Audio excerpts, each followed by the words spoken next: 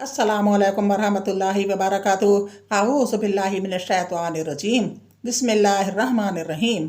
Rabbi इश्रह ली सदरी व यस्सिर ली अमरी वहलुल उक़दतम मिन लिसानी यफ़क़हू क़ौली। ऐ अल्लाह ताला तू मेरा सीना खोल दे, मेरे लिए मेरा काम आसान कर दे, मेरे ज़ुबान की ग्रह खोल दे ताकि लोग मेरी बात समझ पाएँ। अल्लाहुम्मा सल्लि अला मुहम्मद व अला आलि मुहम्मद। इस्लामी तारीख़ में आज हज़रत उस्मान रज़ियल्लाहु अन्हु के कारनामे और शहादत का ज़िक्र है।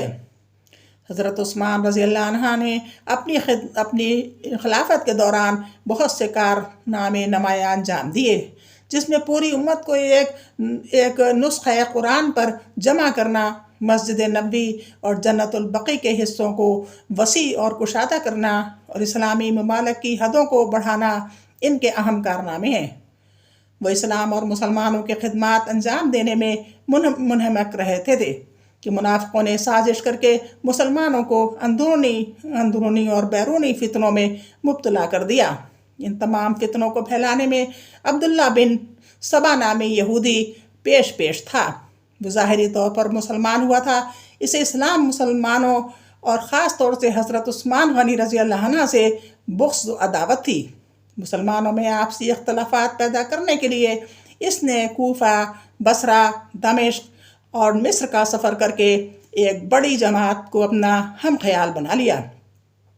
इसने मिस्र वग़ैरह के इलाक़ों के बहुत से अपने हमनवाओं को मदीना भेजा, जिनमें अक्सर मुनाफ़िकीन थे। सीधे साधे मुसलमानों को बहकाकर अपने साथ कर लिया। ये लोग इस वक्त मदीना पहुँचे जब अक्सर सहाबा हज के लिए मक्का गए हुए थे। उन्होंने मदीना में हज़रत उस्मान रज़ियल्लाहु अन्हु के घर का मुहासरा कर लिया और इनका खाना पीना बंद कर दिया।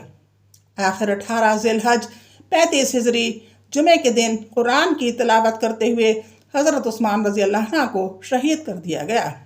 इन्ना लिल्लाहि व इन्ना इलैहि राजिऊन। हुज़ूर सल्लल्लाहु अलैहि वसल्लम का मोजज़ा, ज़ख़म का अच्छा हो जाना। यज़ीद बिन अबी उबैद रज़ियल्लाहु अन्हु फरमाते हैं कि मैंने हज़रत सलमा बिन अकू रज़ियल्लाहु अन्हु की पिंडली में ज़ख़म का निशान देखा तो मैंने इनसे पूछा, ये कैसा ज़ख़म है? उन्होंने फरमाया, ये चोट मुझे खैबर के दिन लगी थी और वो ज़ख़म भी ऐसा था कि लोग कहने लगे थे कि सलमा शहीद हो गया। मैं रसूलुल्लाह सल्लल्लाहु अलैहि वसल्लम की खिदमत में आया तो रसूलुल्लाह सल्लल्लाहु अलैहि वसल्लम ने इस चोट पर 3 मरतबा दम किया। अल्हम्दुलिल्लाह ऐसा अच्छा हो गया कि अब तक शिकायत नहीं हुई। बुखारी 4206। एक फ़र्ज के बारे में, गिरवी रखी हुई चीज़ से फ़ायदा ना उठाना।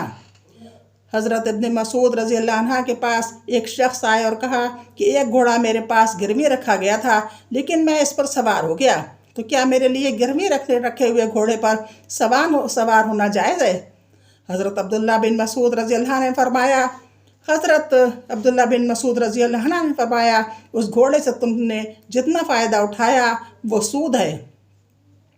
अगर गिरवी रखी हुई चीज़ से फ़ायदा उठाना जायज़ नहीं है, इससे बचना ज़रूरी है। सोने से पहले की दुआ। एक सुन्नत के बारे में, रसूलुल्लाह सल्लल्लाहु अलैहि वसल्लम जब सोने लगते तो ये दुआ पढ़ते, अल्लाहुम्मा बिस्मिका अम्बातु अहयाया, अल्लाहुम्मा बिस्मिका अमूतु अहया, अल्लाहुम्मा बिस्मिका अमूतु अहया। तर्जुमा, अल्लाह मैं तेरे ही नाम से मरता हूँ और जीता हूँ। बुखारी 6314।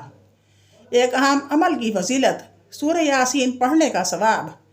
रसूलुल्लाह सल्लल्लाहु अलैहि वसल्लम ने फरमाया, हर चीज़ का एक दिल होता है, कुरान का दिल सूरह यासीन है। जो शख्स सूरह यासीन पढ़ता है इसे 10 कुरान पढ़ने का सवाब मिलता है। तिरंदी 2887। एक गुनाह के बारे में, कंजूसी करना। कुरान में अल्लाह ताला फरमाता है, जो लोग अल्लाह ताला की अता करदा माल और दौलत को खर्च करने में बुखल करते हैं, वो बिल्कुल इस गुमान में ना रहें कि इनका ये बुखल करना इनके लिए बेहतर है, बल्कि वह इनके लिए बहुत बुरा है। क़यामत के दिन इनके जमा करदा माल और दौलत को तोक़ बनाकर गले में पहना दिया जाएगा। और आसमान और ज़मीन का मालिक अल्लाह ताला ही है और अल्लाह ताला तुम्हारे अमाल से बाखबर है। मौत का आना यकीनी है। दुनिया के बारे में, قرآن میں اللہ تعالیٰ فرماتا ہے تم جہاں کہیں بھی ہوگے تم کو ہر حال میں موت آ پکڑے گی، چاہے تم مضبوط قلعوں میں محفوظ ہو۔ سورہ نساء 78۔ آخرت کے بارے میں جنت کا درخت۔ رسول اللہ صلی اللہ علیہ وآلہ وسلم نے فرمایا جنت میں کوئی درخت ایسا نہیں جس کا تنا سونے کا نہ ہو۔ ترمذی 2525۔ طب نبوی سے علاج، بڑی بیماریوں سے حفاظت۔ رسول اللہ صلی اللہ علیہ وآلہ وسلم نے فرمایا جو شخص ہر مہینے 3 دن صبح کے وقت شہد کو چاٹے گا تو اسے کوئی بڑی بیماری نہیں لگے گی۔ ابن ماجہ 3450۔ نبی صلی اللہ علیہ وآلہ وسلم کی نصیحت۔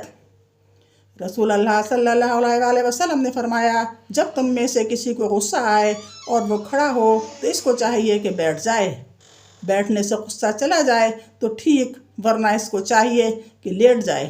ابو داؤد 4782۔ بس اتنا ہی، انشاءاللہ کل پھر ملاقات ہوگی۔ السلام علیکم۔ اللہ